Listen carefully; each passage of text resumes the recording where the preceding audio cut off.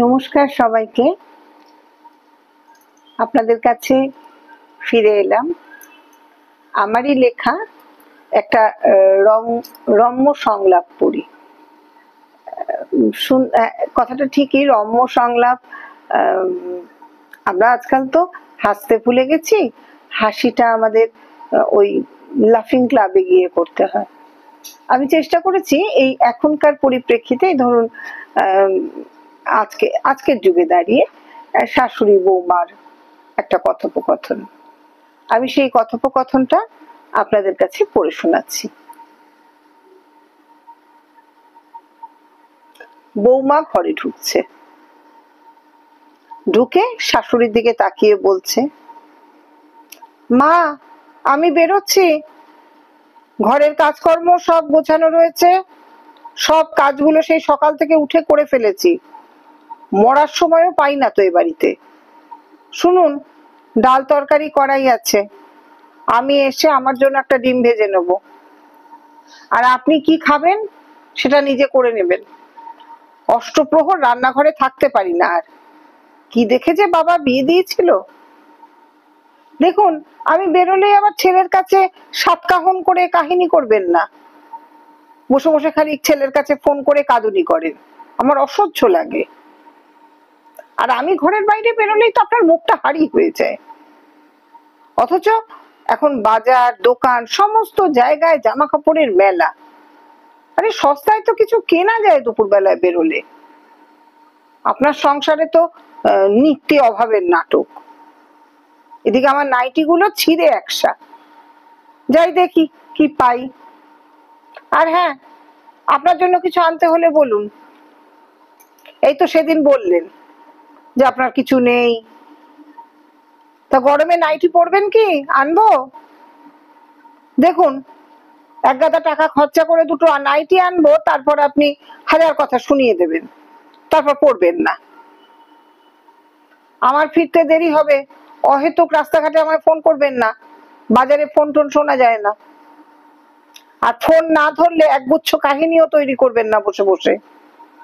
আপনার তো সবটাতে খুঁত ধরা অভ্যেস। গরমে যে একটা হালকা চুড়িদার পরে বেরোবো তার উপায় নেই, অমনি একটা সমস্যা খাড়া করে দেবেন।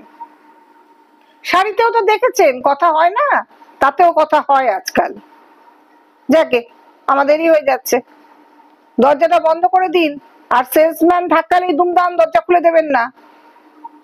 আমি চললাম। শাশুড়ি, দেখো বাপা, দেখো বাচ্চা, যাচ্ছ যাও, আমার সংসারের ব্যাখ্যান করো না কো। তো রান্না করে উদ্ধার করছে রোজ, একটা খাবারও তো খাওয়া যায় না। আমার ছেলেটা ভালো, তাই সোনা মুখ করে খেয়ে নেয়, যা দাও তাই খায়। বাপের বাড়ি থেকে তো কিছু শিখে আসনি বাছা। আর তোমার বয়সে আমার বাবু তখন 5 বছর, একা হাতে তো সংসার করেছি। এখন তোমার 10 রকমের গপ্প শুনতে হয় রোজ। আর শোনো, ওই ধিঙ্গি পানা মেয়েদের নাইটি পরা আমার কোনো কালেই পছন্দ না। তোমার শ্বশুর মশাই সারা জীবন আমাকে এমনি মাথায় করে রাখেননি, হাত কপালের দোষ, তাই তোমাদের কাছে রেখে উনি উপরে চলে গেলেন। তা বাচ্চা, তোমার কি এখন বেরিয়ে খোকার টাকাগুলো 9-6 না করলেই নয়? আর যাবেই যখন ঠিক করেছিলে, তখন আরেকটু আগে বেরোতে পারতে। ভর দুপুরে ঢং ঢং করে মেয়ে মানুষের ঘোরাঘুরি। আমার সংসারে এসব কোনো কাল ছিল না বাপু। হ্যাঁ, রান্না কি করেছো বললে? গতকাল কিন্তু বলেছিলুম একটু সজনে খাড়া চচ্চড়ি করতে, সর্ষে বেটে। হয়নি নিশ্চয়ই। এই গৃহস্থর ঘরে দুপুরে একটু নিম বেগুন, না হয় একটু শুক্তো, এগুলো তো হয়। তোমার সেদিকে খেয়াল থাকলে তো দুঃখই ছিল না। নেহাত আমার খোকা ভালো মানুষ। আচ্ছা, বিউলির ডাল করেছো কি?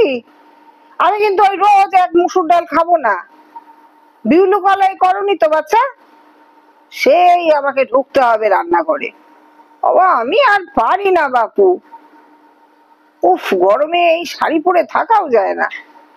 যাকে, শোনো, বলছো যখন দুটো নাইটি এনো।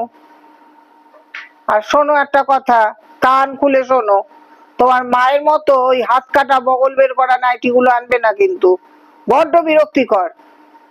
বুঝি না বাপু তোমার মাকে, মেয়ের বাড়ি এসে ওই হাত কাটা নাইটি গুলো পরে কেমন ঘোরে। আমার জন্য বাপু একটু ঢিলে ঢালা, শরীর যাতে খুব বোঝা না যায়, হাতা আলা ম্যাক্সি এনো।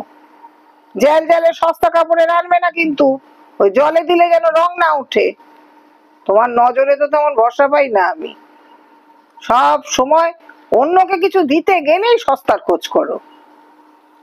আর শোনো বাচ্চা, হুকুম করবে না আমায়, কাকে দরজা খুলবো আর কাকে বার করব সে আমি বুঝবো, সেলসম্যান এলে খুলবো কিনা আমি বুঝবো, এবারে আমার, বুঝছো? শাড়ি পরা নিয়ে ঝামেলা, শাড়ি পরার গপ দিও না। তুমি আজ অব্দি শাশুর সামনে একটা ঘোমটা দিতে শেখোনি। আজও আমি ঢেকে ঢুকে কাপড় পরি যখন পাড়ায় বেরোই। তোমার মতন ধিঙ্গি পানা আমার কোনো কালেই নেই, তক্ক করতে ওস্তাদ মেয়ে। আর শোনো, আমার জন্য দেখে শুনে একটা বড় বাটি এনো তো। ওই রাতে তো আমাকে দুধটা দাও বাপের বাড়ি থেকে আনা ছোট বাটিতে।